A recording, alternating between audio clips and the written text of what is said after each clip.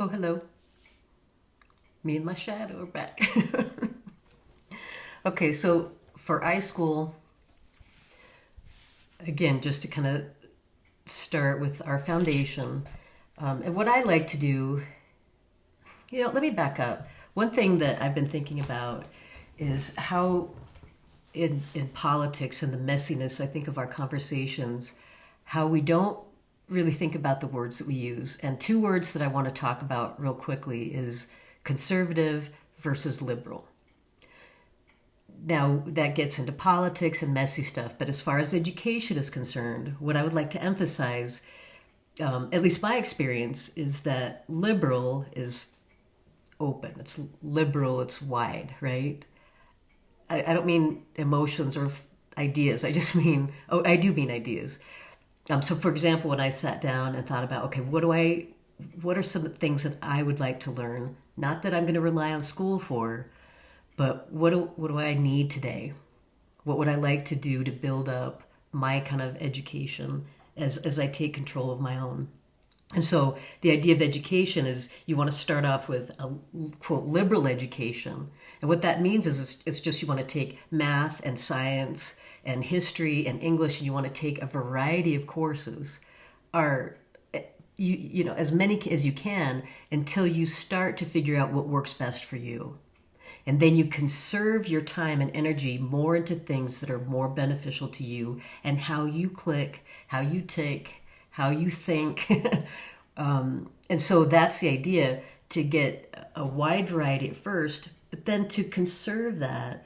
So you want to start off liberal, but ultimately be conservative. And again, I'm not talking politics. I'm talking about what do you want to focus on? What's a narrow range of something that lights you up, that makes you happy.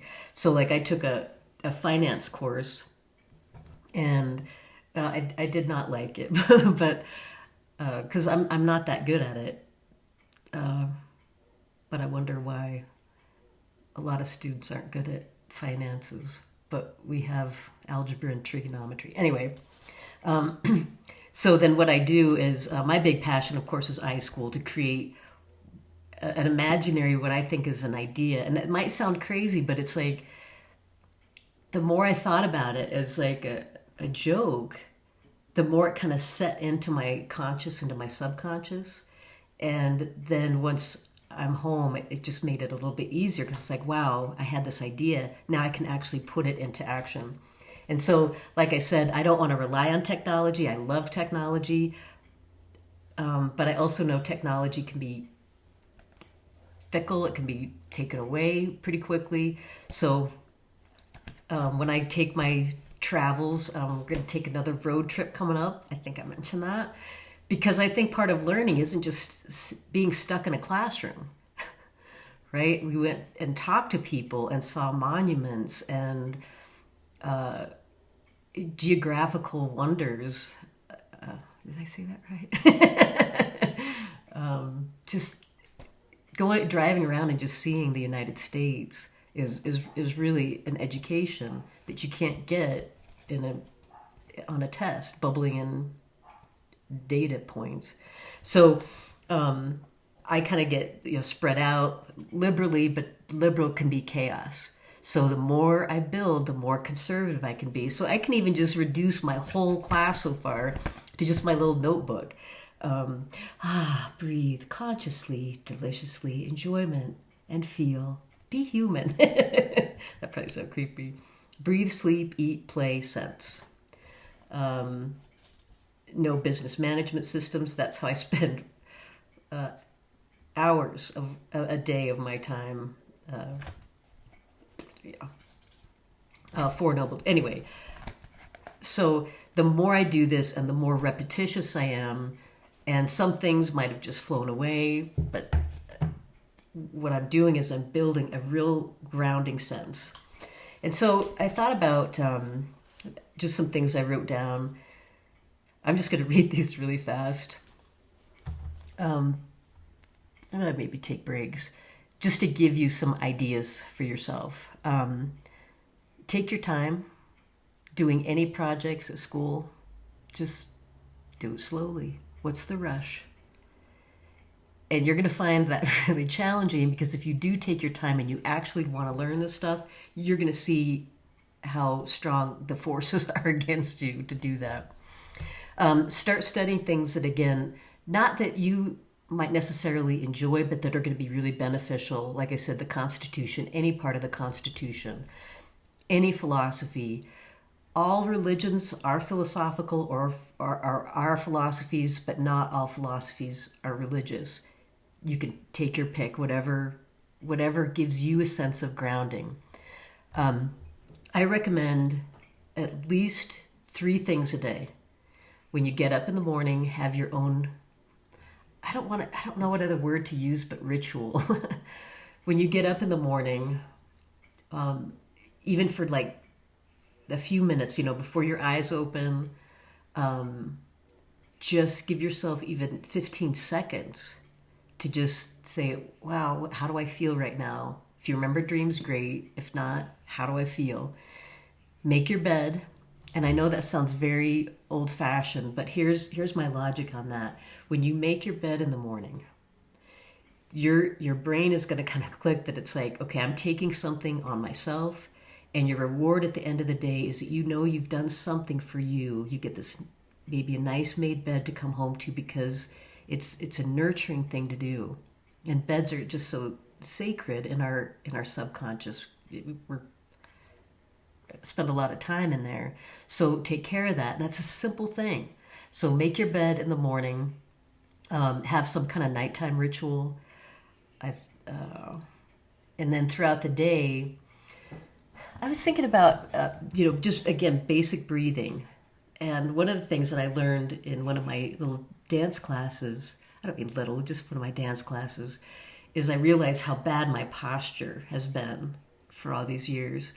And posture is really big in dance. So I think about, okay, if I had a class right now and I'd say, okay, you're sitting in a desk 3-5 times a day, just be thoughtful in that. It's like, take a deep breath in, and this cute little ballerina just said, imagine somebody like with a little finger poking your back, in the middle of your back. So it's like, it'll help you keep, like, sit up, shoulders down. And then when you breathe out, she said, imagine like you're like hugging, yeah, in your middle. And so even that, I just found, wow, that I'm more thoughtful about that. But it's kind of a fun thing. I just thought that'd be kind of fun if I were teaching a class to just have posture, just sit up straight. Again, your brain is going to say, hey, we matter, I'm important. I'm going to sit up straight, and it'll help you in the long run too. I wrote down imagine. So again, imagine what you would want your life to be if you retired. That seems to be the dream. So what would you want?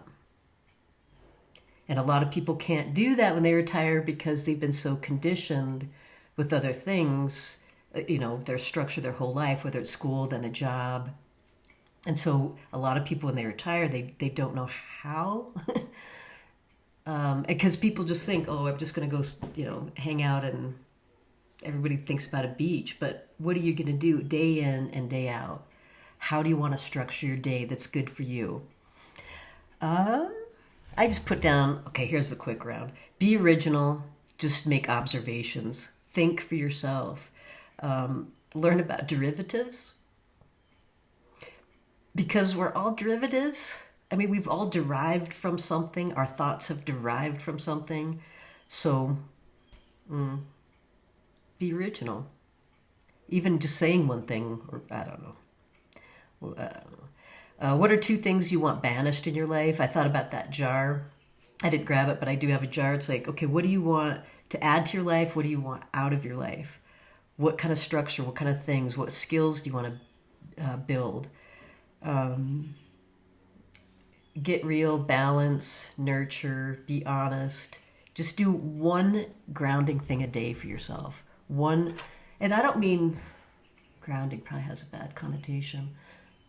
Do one thing a day that just kind of gives you that spark without anything else. Just you, just like what's something that's fun for you. Okay. Let me give you a couple examples of how I would perceive iSchool working and as far as it relates to you. There are just so many conversations and opinions that sound like facts that it gets very discouraging, especially maybe for philosophers, not especially for anybody. I think we're all pretty frustrated. I'm quite frankly, as a teacher, when I think about being around kids, how are the United States political system is handling their behavior right now is an embarrassment. Now, instead of focusing on that, which I just don't want to, I don't want to be any political party right now. I have no affiliation, but I do have my own beliefs. I just think maybe we need to have better conversations that aren't just our opinions. Our opinions are the lowest form of conversation that there is, and that seems to be dominating the airways.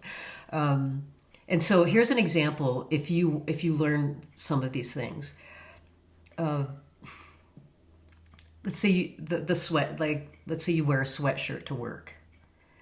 Now, I personally did not wear a sweatshirt unless it was some kind of spirit day because of that when I went through like the 5 relationships and Confucius, instead of just saying I think that it's good or bad that somebody wears a sweatshirt, something deeper would be it's bad Li. And Li from the Confucius relationships means ceremony and order.